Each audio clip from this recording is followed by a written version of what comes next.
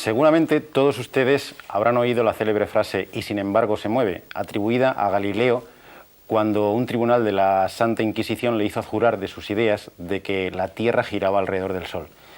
Sin embargo, es seguramente mucho mejor esta otra cita del mismo Galileo para abrir esta serie de programas de matemáticas.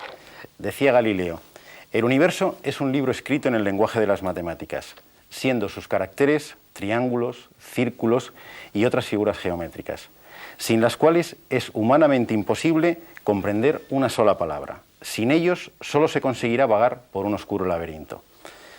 Aunque la frase pueda parecer un poco excesiva, Galileo llevaba razón. Y de hecho, desde el siglo XVII hasta nuestros días, un sinfín de fenómenos naturales se han explicado gracias a las matemáticas. Newton, que por aquellas coincidencias de la historia nació el mismo año que moría Galileo, no solamente vino a dar la razón a Galileo, sino que demostró, exclusivamente basándose en las matemáticas, las leyes que regían el movimiento de todos los astros del sistema solar. No es ninguna casualidad que un tripulante del Apolo 11, cuando la nave estaba abandonando la órbita terrestre, comunicase al mundo: ahora es Newton quien nos conduce. Desde entonces, no solamente en la física, sino en la práctica totalidad de las ciencias, en la biología, en la química, en la economía, en la medicina, las matemáticas se han demostrado como un instrumento imprescindible para comprender y explicar el universo que nos rodea. Pero no solamente para comprender y explicarlo, sino para hacerlo también más confortable. Desde el simple hecho de encender una luz, de llamar por teléfono, de calentar la comida en el microondas, hasta hacer unas fotos de la superficie de Júpiter a unos cientos de kilómetros, todo ello sería impensable sin el soporte que las matemáticas le han dado a los técnicos, a los ingenieros y a los físicos en los campos más variados. Para tranquilidad de todos ustedes, y antes de que apaguen el televisor o cambien de canal, les queremos decir que nuestro objetivo no es en absoluto sumergirnos en un océano de fórmulas, de ecuaciones, de logaritmos y de otros tecnicismos que seguramente a ustedes les traen recuerdos poco gratos. Nuestro objetivo es menos pretencioso. Lo que queremos es que descubran con nosotros que las matemáticas están ahí, presentes en las manifestaciones más insospechadas de nuestra vida cotidiana. Que las plantas crecen siguiendo pautas matemáticas, que los animales se desarrollan e incluso se mueven siguiendo leyes matemáticas, que las cenefas que tenemos en nuestros cuartos de baño se construyen a través de movimientos geométricos, que cada vez que arrancamos el coche, el cuentakilómetros empieza a calcular utilizando el número pi, y que hasta el azar, eso que parece tan impredecible, lo es menos si lo miramos con ojos matemáticos. Ojos matemáticos, esa es nuestra idea. Lo que pretendemos es proporcionarles de una manera sencilla y amena unas gafas que nos permitan, al igual que los lentes de infrarrojos nos permiten ver por la noche, descubrir los procesos matemáticos que se están desarrollando a nuestro alrededor.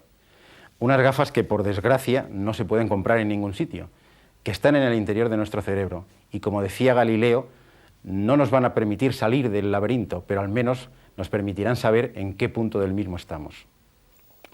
Esto es un rectángulo. Bueno, realmente es un billete. Lo que quiero decir es que tiene forma de rectángulo. El rectángulo es una de las formas geométricas que más habitualmente aparecen en nuestro entorno.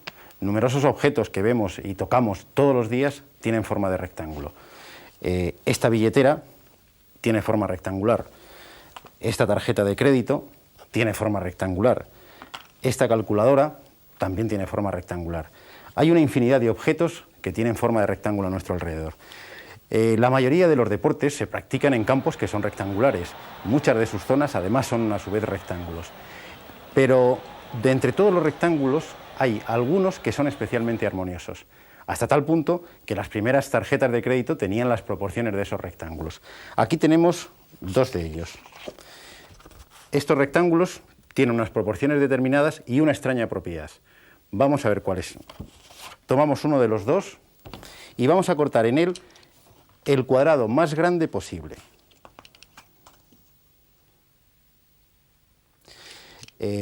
Ya lo tenemos marcado previamente, lo cortamos y lo que obtenemos es otro rectángulo que, si lo comparamos con el rectángulo original, tienen exactamente la misma forma.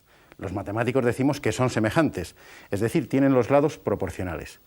Esta propiedad no ocurre con todos los rectángulos. Si hubiésemos cogido otro con unas dimensiones distintas, pues lógicamente el rectángulo que obtenemos no sería semejante al original.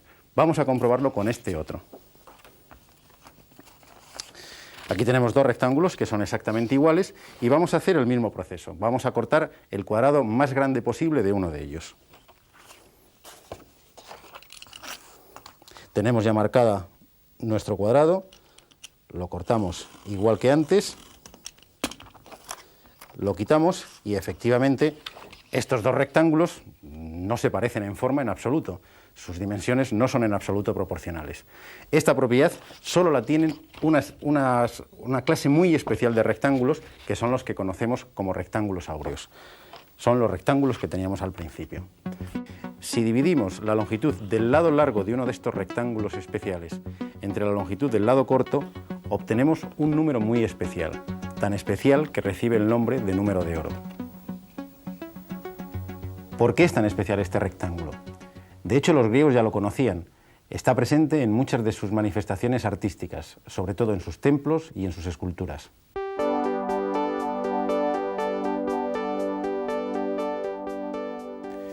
¿Cómo lo descubrieron? Seguramente fue al intentar dividir un segmento de una manera muy especial.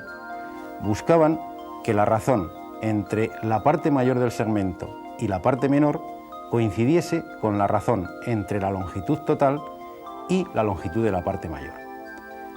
Para aquellos que les gusten las ecuaciones, el problema se reduce a esta sencilla ecuación.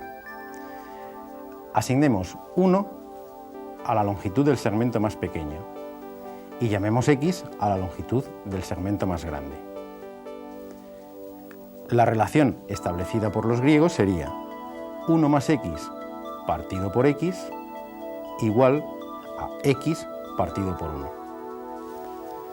Si transformamos esta ecuación, obtendríamos esta otra más sencilla, x al cuadrado igual a x más 1. Es decir, x al cuadrado menos x menos 1 igual a 0, que es una sencilla ecuación de segundo grado, cuya solución es x igual a 1 más raíz de 5 partido por 2, es decir, 1,61, 80, 33, 9, etc. Este es el número de oro. En esta expresión queda de manifiesto la vinculación estrecha entre el número de oro y la raíz cuadrada de 5. El hecho de que los griegos y posteriormente artistas de todas las épocas hayan adoptado esta proporción como modelo de armonía y de belleza ya sería motivo suficiente para tratar a este extraño número con respeto. Artistas y matemáticos tan notables como Luca Pacioli, como Leonardo da Vinci o como Alberto Durero han designado a este número con nombres tan expresivos como sección áurea, razón áurea o divina proporción. Desde el Renacimiento, grandes pintores han utilizado en sus obras maestras dimensiones relacionadas con la razón áurea.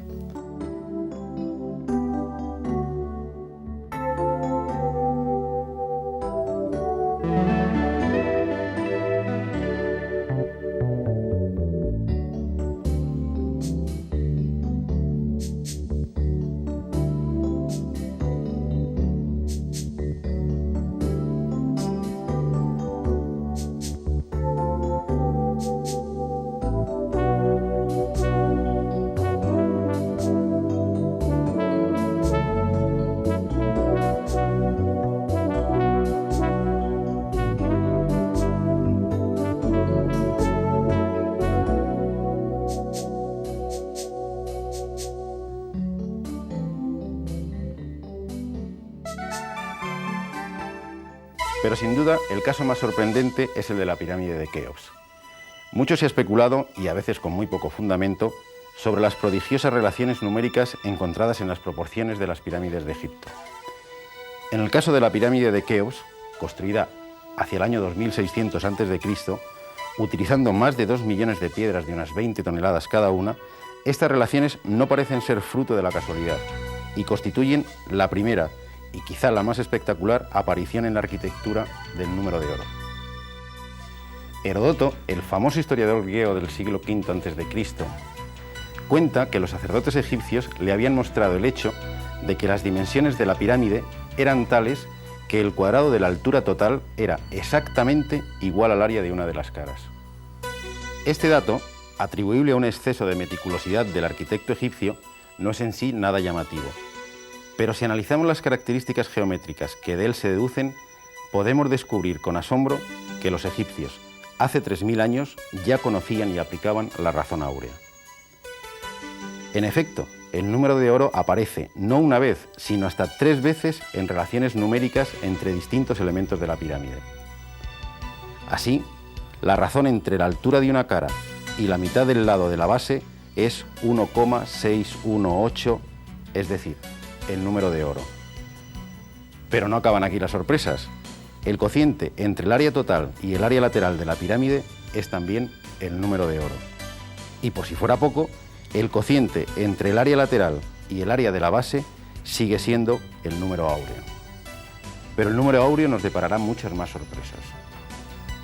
Antes de descubrir algunas de ellas, vamos a ver un mecanismo sencillo para construir rectángulos áureos. Comenzamos dibujando un cuadrado.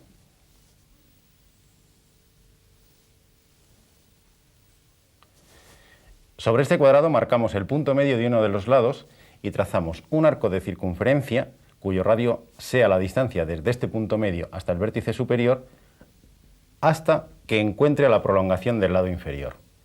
Este va a ser el primer vértice de nuestro rectángulo áureo. El segundo lo obtenemos trazando paralelas a los lados del cuadrado. Aquí tenemos nuestro primer rectángulo áureo.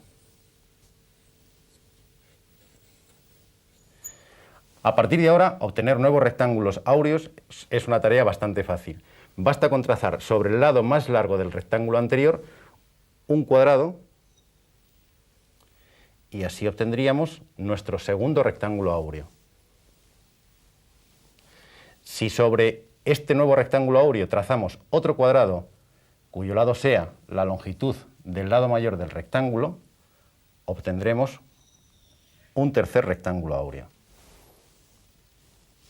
Estos rectángulos tienen una propiedad interesante. Si unimos mediante arcos de circunferencia los vértices consecutivos de los cuadrados, obtendremos una curva muy especial que se llama espiral de Durero. Efectivamente, nos ha parecido una curva muy familiar, una espiral que nos recuerda mucho a las conchas de algunos caracoles y a los cuernos de algunos rumiantes. Esta espiral fue descubierta por el pintor renacentista Alberto Durero y desde entonces muchos científicos y matemáticos asocian esta espiral con el crecimiento de las conchas de los moluscos. En la naturaleza nos sorprenden de vez en cuando fenómenos de los más insospechados en que aparece esta curva. Desde una galaxia hasta un huracán parece que se sienten atraídos por la belleza de esta curva. En el mundo vegetal los ejemplos también nos dejan perplejos. Esto explica por qué muchos científicos han defendido a veces con demasiado entusiasmo que muchos animales y plantas cuyo crecimiento se produce manteniendo la forma y conservando las proporciones entre sus partes están directamente relacionados con el número de oro. La naturaleza presenta con sospechosa frecuencia formas relacionadas con los pentágonos. ¿Estos fenómenos estarán relacionados con nuestro amigo el número de oro? Para responder a esta pregunta, tenemos que remontarnos a un símbolo que utilizaba la escuela pitagórica. Pitágoras y su escuela constituían una sociedad secreta de carácter religioso-filosófico y sus adeptos se identificaban entre sí utilizando este símbolo. Este símbolo se llama pentagrama o pentágono estrellado. En el pentagrama aparecen segmentos de distintas longitudes. Aquí tenemos el primero, el segundo, el tercero y el cuarto. Pues bien, todos estos segmentos están relacionados entre sí mediante el número de oro.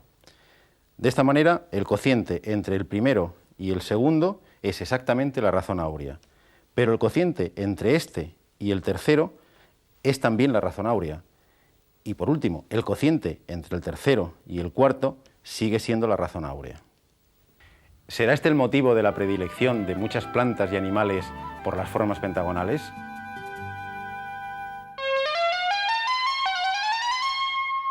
¿Existirá también un ángulo de oro? Pues efectivamente, podemos dividir la circunferencia en dos ángulos de tal manera que la razón entre el ángulo mayor y el ángulo menor sea exactamente el número de oro. El menor de estos ángulos mide aproximadamente 137 grados 30 minutos.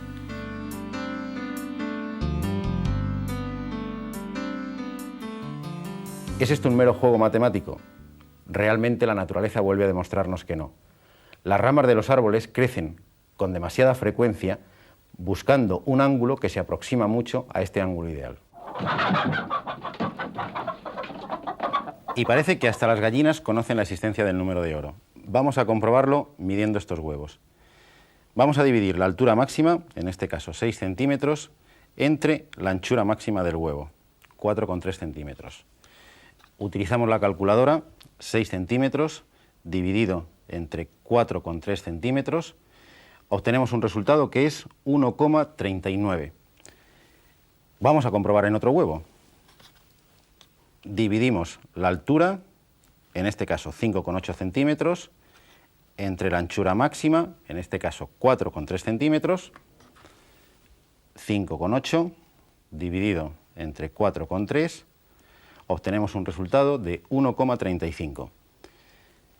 Efectivamente, ninguno de estos dos números parece coincidir con el número de oro, pero lo que ustedes pueden comprobar en sus casas es que si con cualquier huevo dividimos la altura máxima entre su anchura máxima, vamos a obtener siempre un número que va a estar comprendido entre la raíz del número de oro, que mide 1,27, y el propio número de oro, 1,61.